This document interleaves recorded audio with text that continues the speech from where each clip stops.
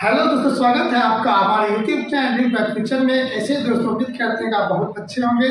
तो दोस्तों, आज हम क्लास 10 का एक चैप्टर लिए बहुपद, और इस चैप्टर से जितने भी ऑब्जेक्टिव टाइप क्वेश्चन बनते हैं उस सारे के सारे हम बताने वाले हैं। 7 वो टॉपिक लिए हैं बहुपद चैप्टर में, 7 टॉपिक समझाएंगे। इससे आपको ऑब्जेक्टिव टाइप क्वेश्चन आपके बोर्ड एग्जाम में जरूर बनेगा। इसीलिए आप मेरे वीडियो जुड़े रहें और आपको बहुपद से संबंधित किसी भी तरह का भी प्रॉब्लम नहीं होगा। चलिए बिना देर किए हुए शानदार वीडियो को शानदार तरीके से शुरुआत करते हैं। ये बहुपद इंग्लिश का पॉलिनोमियल, इसको अब हम क्लास 9 में भी पढ़े, क्लास 8 में भी पढ़ते हैं, क्लास 7 में भी पढ़े, अब क्लास 10 में भी। क्लास 9 और क्लास 10 मिलता जुलता है और 10 थोड़ा हाई लेवल हो जाता है। तो इसमें हमने पहला पॉइंट लिया चर और अचर। ये चर अचर होता क्या है, पहले इसको हम जानेंगे। चर मतलब क्या होता है कि जिसका मान बदलते रहता है। चर का मतलब क्या होता है कि जिसका मान बदलते रहता है वो संख्या कहलाता है चर संख्या। जैसे कि मान लीजिए x, y, z। x का मान कभी 5 आएगा, कभी 6 आएगा, कभी 7 आएगा। आप सब समीकरण सोल्व करेंगे। बहुपद को जब हम सोल्व करते हैं तो x और y का मान बदलते रहता है, वो हो गया चर संख्या। ये सब संख्या कहलाएगा चर संख्या। तो अचर मतलब क्या होता है, जिसका मान नहीं बदलता है, कांस्टेंट रहता है। जैसे 5, अब 5 किसी बहुपद में आ गया है तो हर जगह उसको हम 5 नहीं लिखेंगे। कहीं 6 आ गया है उसको हमको क्या लिखना होगा, 6 ही लिखना होगा। ठीक है बच्चों, समझ में आ गया चर और अचर।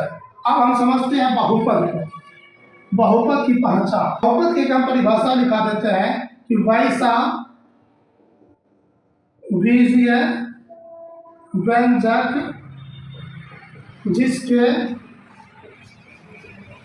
चर का घात 1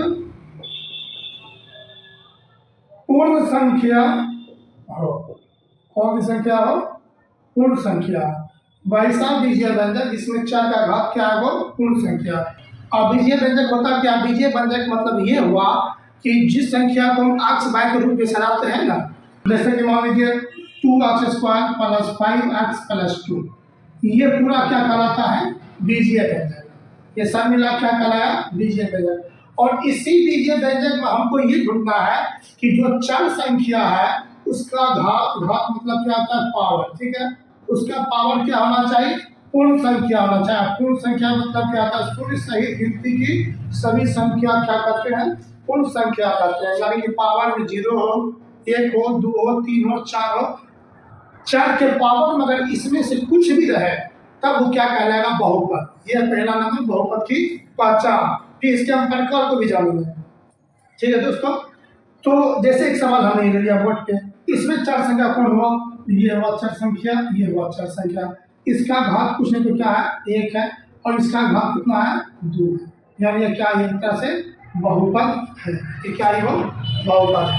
अब हमने दूसरा सवाल लेते हैं, 5x² + √3x + 4। अब ये जानेंगे हम बहुपद है कि नहीं। हमको बहुपद पहचान के किसी को देखने की जरूरत नहीं है, हमको सिर्फ चर संख्या देखेंगे। एक चर संख्या यहाँ है, एक चर संख्या यहाँ, इसका पावर 1 है, इसका पावर क्या है, 2 है, और ये दोनों का दोनों क्या है, पूर्ण संख्या है। इसके मतलब ये भी क्या है, बहुपद है, एक बहुपद है। एक और सवाल लेते हैं, मान लीजिए बट्टा ग्रुप में रहेगा 2/x², 2/x²। अब बट्टा ग्रुप में आ गया, इसमें बट्टा ग्रुप में x की पावर कितना हो गया, 2 हो गया। ये बहुपद नहीं होगा, क्योंकि जब इसको हम सीधा रूप में सजाएंगे तो इसको हम इस तरह से लिखेंगे, इसको ऊपर करेंगे। जैसे कि बट्टा जैसे ऊपर जाता है, इसका घात किस में चला जाता है, माइनस में चला जाता है। जैसे इसे ऊपर जाए इसका घात को भी चल जाएगा, अब माइनस में चला जाएगा। अब ये माइनस में चला गया, घात -2, ये -2 पूर्ण संख्या नहीं है, इसीलिए भी बहुपद नहीं है। बिल्कुल कंफ्यूज नहीं होना बच्चों, ये बट्टा ग्रुप में देख ली है और चर का घात 2 है और पूर्ण संख्या ठीक लगा दी। बट्टा ग्रुप में जैसे आ गया समझ लीजिए बहुपद वो नहीं है। और एक और सवाल लेते हैं, इस टाइप का सवाल आ जाएगा, x² + रूट के अंदर 3x प्लस 4। ठीक है बच्चों, अब इसमें क्या है, ये तो ठीक है। और ये x का क्या मसला आ गया, x में देख रहे हैं पूरा रूट लगा हुआ है। क्या लगा हुआ है, रूट लगा हुआ है। इसको अगर हम पूरे डिस्कस लिख सकते हैं, √3 गुना रूट के अंदर x प्लस, लिख सकते हैं बच्चों x² प्लस √3 और x √3 है। अब रूट हटेगा, क्या लिखाएगा, x के पावर 1/2 प्लस 4। रूट का मतलब होता है 1/2, और ये 1/2 पूर्ण संख्या नहीं है, इसीलिए ये भी बहुपद नहीं। हमने क्या सीखा, बटा के रूप में रहेगा चर संख्या, तो वो भी बहुपद नहीं होगा। और क्या है, रूट में चर संख्या आ गया, भले ही एक और चर संख्या है जो रूट में नहीं, वो क्लियर पूर्ण संख्या दिख रहा है, लेकिन जितना चर संख्या दिया रहेगा सभी को आपको देखना होगा, तब डिसाइड करना होगा बहुपद वो है कि नहीं। तो हमने देखा क्या, यहाँ तक तो ठीक था, लेकिन यहाँ देखिए आज रूट में है, रूट का मतलब होता है 1/2, इसीलिए बहुपद ये नहीं है। कंफ्यूज बिल्कुल नहीं होगा। बहुपद पहचानने के लिए आपको अवश्य 1-2 ऑब्जेक्टिव आपके बोर्ड एग्जाम में आएगा। अब हम समझते आगे बहुपद के पद। ये बहुपद के पद क्या होता है, पहले बहुपद के पद में जानेंगे। पद मतलब 3 पदों से होता है, एक पदी बहुपद। बहुपद के पद के 3 प्रकार हम जानेंगे, एक पदी बहुपद और द्विपदी बहुपद और त्रिपदी बहुपद। बेसिक इसको हम जानेंगे। अब ऐसे भी आपको 3 समझा देंगे तो कितना बड़ा बहुपद रहेगा, चतुर्पदी बहुपद, पंचपदी बहुपद, आप समझ जाइएगा। एक पद आपको हमेशा याद रखना, ये पद जो होता है ये अलग होता है, प्लस और माइनस से ये अलग होता है। अब हम समझाते हैं आपको एग्जाम्पल में। जैसे कि मान लीजिए एक सवाल है 2x² प्लस 5x प्लस 2, ठीक है। तो ये प्लस माइनस से क्या अलग हो रहा है, 1 2 3 अलग हो रहा है। इसके मतलब ये कौन सी बहुपद है, ये त्रिपदी बहुपद है। कौन सी बहुपद है, ये त्रिपदी बहुपद है। और अगर इसी मान लीजिए स्टेप पर रहेगा 2x² गुना x² प्लस 5, 2x² गुना x² प्लस 5, तो इसमें इस तरह से नहीं गिन देंगे 1 2 1 3, इसको हमको पहले गुना करना होगा। तो 2 का 2 x² गुना x² x की पावर 4 प्लस 5, प्लस माइनस क्या वाला हुआ, 2 हुआ। ये कौन सी बहुपद हो गया, द्विपदी बहुपद हो गया। बात समझ में आ रहा है बच्चों, बिल्कुल समझते रहना है, कंफ्यूज बिल्कुल नहीं होना है। अब मान लीजिए इस तरह से आ गया सवाल 2x² minus 5x² plus 3x minus 2x plus 4। अब बोलिएगा सर कि प्लस माइनस से अलग हो रहा है, 1 2 3 4 5 पंचपदी बहुपद हो गया। नहीं, इसको सोल्व करेंगे पहले हम, इसको हम सोल्व कर देते हैं। ये माइनस होगा, माइनस 3x² होगा, प्लस माइनस में से यहाँ बचेगा 3x में 2x या 1x बचेगा प्लस 4। अब हम डिसाइड करेंगे कि प्लस माइनस 1 2 3 वाला हो रहा है, ये क्या होगा, त्रिपदी बहुपद होगा। अब सिंपल है, वो x दे दिया, ये x दे दिया, एक हम क्या पद है, ये पद दिख रहा है, ये हो गया एक पदी बहुपद। उम्मीद करते हैं आपको समझ में आ गया होगा। अब बिना देर किए आगे हम बढ़ते हैं। ठीक है बच्चों, स्क्रीनशॉट ले लिया, किसी तरह दिक्कत हो आपको तो ये स्क्रीनशॉट ले सकते हैं। आप फिर से बाद में समझने के लिए, उससे भी ज़्यादा दिक्कत होगा तब कमेंट करके जरूर बताइएगा। ठीक है दोस्तों, चलिए अब हम समझेंगे बहुपद के घात क्या है। बहुपद के घात, बहुपद के घात ये क्या होता है, जो चर का अधिकतम घात होता है, चर संख्या जिस पर बहुपद होगा, और चर का जो अधिकतम संख्या होगा वही होता है बहुपद का घात। और बहुपद से हम ये भी जान लेते हैं बहुपद के प्रकार, उसी से हम इसको डिफाइन कर देंगे। बहुपद 3 प्रकार के से भी हम समझेंगे, रैखिक बहुपद, द्विघात बहुपद और त्रिघात बहुपद, ये तीनों को हम समझेंगे इसमें। ठीक है ना, एक एग्जांपल ले लेते हैं 2x³ 5x² 4x प्लस 2। अब ये पहले तो हमको ये चेक करना है बहुपद है कि नहीं। हाँ देख रहे हैं सर, बच्चा चर संख्या जो सब पूर्ण संख्या है ये बहुपद है। अब ये कौन सी बहुपद है? रैखिक बहुपद है कि द्विघात बहुपद है कि त्रिघात बहुपद? चर का घात 1 भी है, चर का घात 2 भी है, चर का घात 3 भी है। तो चर का जो अधिकतम घात होता है, जिस बहुपद के चर का अधिकतम घात होता है जितना, वही होता है वो वाला बहुपद। जैसे कि माने इसमें 3 चर है और इसमें अधिकतम घात कितना है? 3 है। अधिकतम घात कितना है? 3 है। ये कौन सी बहुपद हो गया? त्रिघात बहुपद हो गया। क्या हो गया? यह त्रिघात बहुपद हो गया। बात समझ में आया? चर का अधिकतम घात कितना था? 3 था, तो हो गया त्रिघात बहुपद। जैसे समाधान लिखते हैं 2x + 4, 2x + 4। इसमें चर का अधिकतम घात कितना है? 1 है, तभी कौन सी बहुपद हो गया? रैखिक बहुपद हो गया। बिल्कुल कंफ्यूजन होना बच्चों, ठीक है। अब मान लीजिए और सवाल देते हैं 2x² 5x + 4।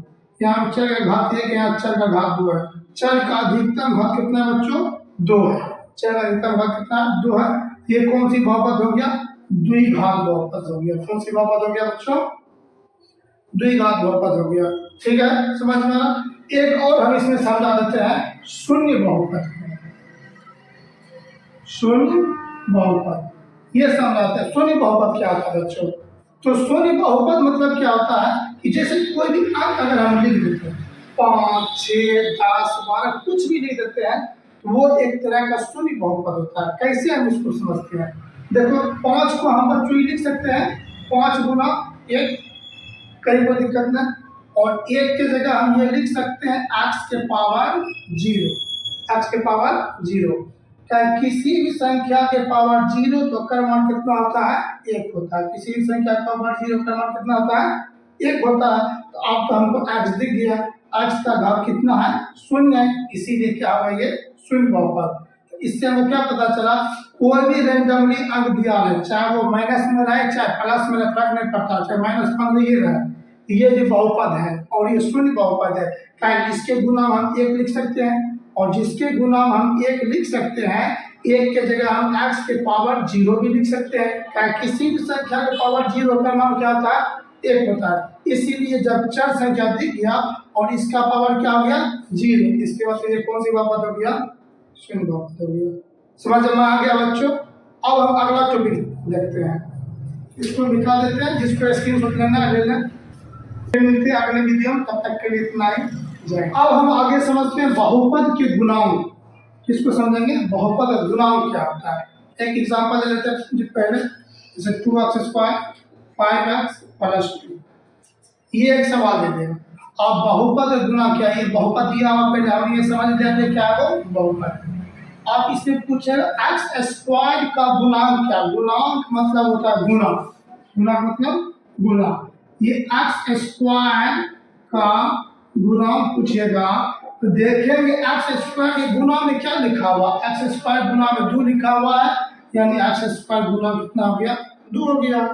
पूछ देगा x का गुणा, x के गुणा में कितना लिखा हुआ है? 5 लिखा हुआ है, तो इसका गुणा कितना हो गया? 5 हो गया। बस सिंपल है और इससे कुछ ज्यादा है नहीं। ठीक है दोस्तों, अब हम आगे समझेंगे बहुपद का ये व्यापक रूप क्या होता है। व्यापक रूप मतलब स्टैंडर्ड फॉर्मूला। तो बहुपद का स्टैंडर्ड रूप होता है, हम बहुपद के स्टैंडर्ड रूप को 3 तरह समझेंगे: रैखिक बहुपद, द्विघात और त्रिघात। तीनों बहुपद के स्टैंडर्ड रूप को हम समझेंगे। रैखिक मतलब चर का घात 1 होना चाहिए, 5x + 1 लिख दो एग्जाम्पल में, या फिर इसका मान तो बदलते रहता है ना, इसके जगह हम लिख सकते हैं ax + b। a और b का मान क्या होता है? बदलते रहेगा, लेकिन x का घात कितना होना चाहिए? 1। ये कौन सा किसका स्टैंडर्ड रूप हो गया? रैखिक बहुपद का। द्विघात बहुपद का जैसे 2x² 5x + 1, इसमें वही बात है, इस सब का मान बदलेगा। ठीक है, तो इसके जगह a b c ले लेते हैं, ax² + bx + c। ये क्या हो गया? द्विघात बहुपद का। द्विघात बहुपद का ये क्या हो गया? स्टैंडर्ड रूप हो गया। ठीक है, व्यापक रूप हो गया। त्रिघात, त्रिघात कर लेते हैं 3x³ 5x² 2x + 1, ये ले लिए। आप देखिए ए बी सी जी तक लिख देते हैं, a x cube b x square plus c x plus g. ये क्या हुआ, इसका त्रिघात बहुपद का स्टैंडर्ड रूप हो गया। समझ में आ गया बच्चों। अब हम आगे समझते हैं बहुपद, व्यंजक और समीकरण क्या।